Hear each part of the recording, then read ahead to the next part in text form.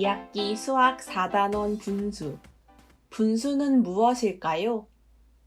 3학년 친구들 안녕하세요. 수학 박사가 되어보는 즐거운 수학 시간, 수박쌤과 함께하는 신나는 수학 시간입니다. 이번 시간에는 분수가 무엇인지 살펴보고 분수로 나타내어 볼 겁니다. 분수라는 말 들어본 적 있을까요? 물을 막 내뿜는 장치도 분수라고 이야기를 하는데 우리가 수학 시간에 공부해 볼 분수는 한자로 풀이해보면 나눌 분에 셀수로 나누어진 수라고 볼 수 있습니다. 나누어진 이라는 이야기를 들으면 우리 친구들이 2단원에서 공부한 나눗셈을 생각할 수도 있는데요. 나눗셈이랑 관련이 있지만 다른 내용이라는 것을 1학기 때 공부했지요. 귤이 바구니 안에 10개 있어요. 5명의 친구들이 똑같이 귤을 나누어 먹고 싶어요. 그러면 한 명당 몇 개의 귤을 먹을 수 있을까요? 일단 5명의 친구들이 귤을 한 개씩 받아요. 그러면 바구니 안에 귤이 5개가 남겠죠. 그러면 다시 또 친구들에게 한 개씩 귤을 줍니다. 그러면 바구니 안에 귤이 남지 않아요. 식으로 세어보면 10 나누기 5라고 쓸 수 있고 계산을 해보면 10 안에 5가 2번 들어가니까 10 나누기 5는 2라고 계산이 가능합니다. 수박쌤이 너무나 좋아하는 수박이 하나 있어요. 이 수박을 수박쌤과 다른 3명의 친구들, 총 4명의 사람이 똑같이 나누어 먹을 겁니다. 그러면 수박쌤은 수박 하나 중 얼만큼을 먹을 수 있을까요? 수박은 한 개밖에 없는데 4명의 사람이 나누어 먹어야 하니까 방금 얘기한 귤 이야기와 조금 다르게 계산을 해야 될 것 같아요. 1을 4로 나누어서 표현을 해야겠죠. 그렇다면 수박쌤이 먹은 수박의 양은 분수로 표현해보면 4분의 1이라고 표현이 가능해요. 밑에 있는 4는 분모, 위에 있는 1은 분자라고 합니다.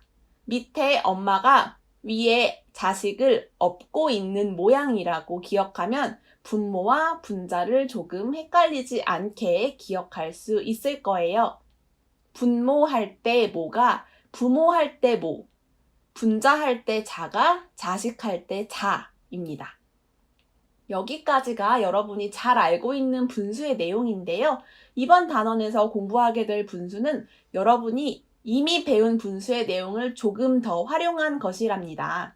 이번 단원에서 여러분은 여러 개를 똑같이 나누는 방법에 대해 그리고 여러 가지 분수의 종류에 대해 배우게 될 겁니다. 오늘은 그 첫 번째 시간인 만큼 분수로 나타내는 방법에 대해 먼저 공부해 보도록 하겠습니다. 여기에 찹쌀떡이 8개가 있다고 생각해 봅시다. 수박쌤은 이 찹쌀떡을 공평하게 똑같이 나누어서 친구들에게 주고 싶어요. 어떤 방식으로 찹쌀떡을 나누어 줄 수 있을까요?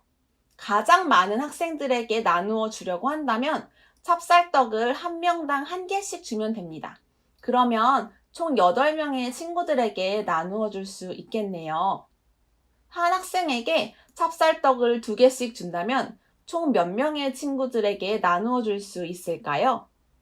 그래요. 8개의 찹쌀떡을 한 명당 2개씩 주니까 총 4명의 학생에게 찹쌀떡을 나누어 줄 수 있다는 사실을 알 수 있네요. 그렇다면 8개의 찹쌀떡을 3개씩 준다면 어떻게 될까요? 한 명은 2개를 받고 2명은 3개씩 받으니까 2개만 받은 학생이 억울하고 속상할 수 있겠네요.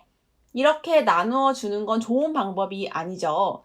만약 4개씩 나누어 주면 8개를 4개씩 나누어 주니까 2명의 학생에게 나누어 줄 수 있습니다.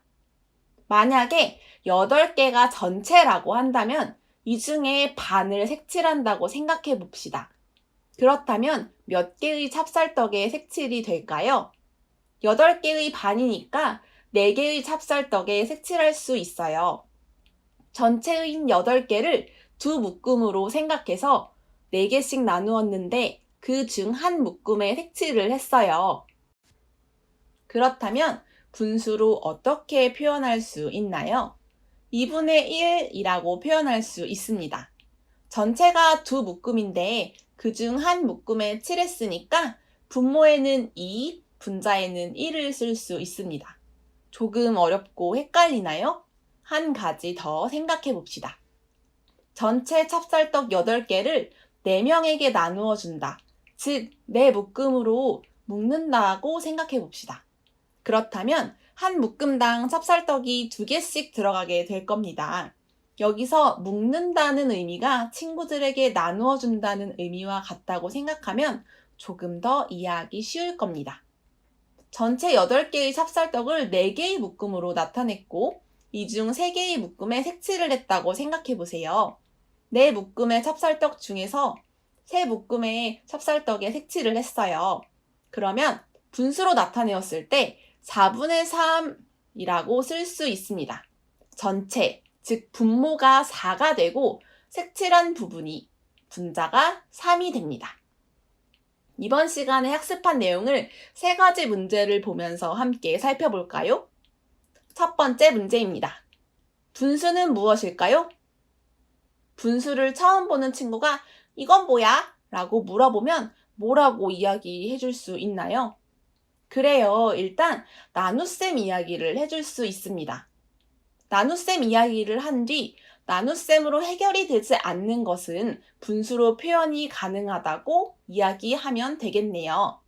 케이크 하나를 4조각으로 나누고 그 중에 내가 한 조각을 먹으면 1 나누기 4만큼 먹게 되는 건데 이런 상황에서 분수로 나타낼 수 있습니다. 두 번째 문제입니다. 분자와 분모는 무엇입니까? 무엇이 분수로 쓸 때 위에 쓰이고 무엇이 아래에 쓰일까요?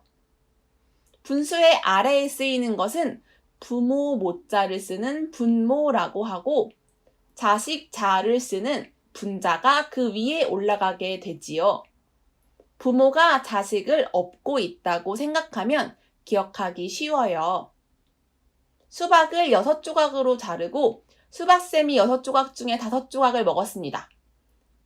분수로 나타내면 수박쌤이 먹은 수박의 양은 어떻게 되는 걸까요? 이게 바로 세 번째 문제입니다.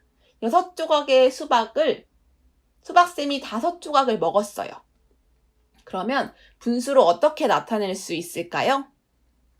전체 6개 중에 5개를 먹은 거니까 6분의 5라고 표현할 수 있습니다. 분모에는 수박의 전체 조각 6을 적으면 되고요. 분자에는 수박쌤이 먹은 양인 5조각 5를 적으면 됩니다. 그래서 6분의 5라고 표현합니다. 이번 시간에는 분수에 대해 공부해 보았어요. 우리가 공부했던 분수는 대표적인 예로 피자가 있어요. 피자를 8조각으로 잘랐을 때 이 중 수박쌤이 3조각을 먹었다면 분수로 나타낼 때 분모에는 8이 오고 분자에는 3이 온다고 배웠죠.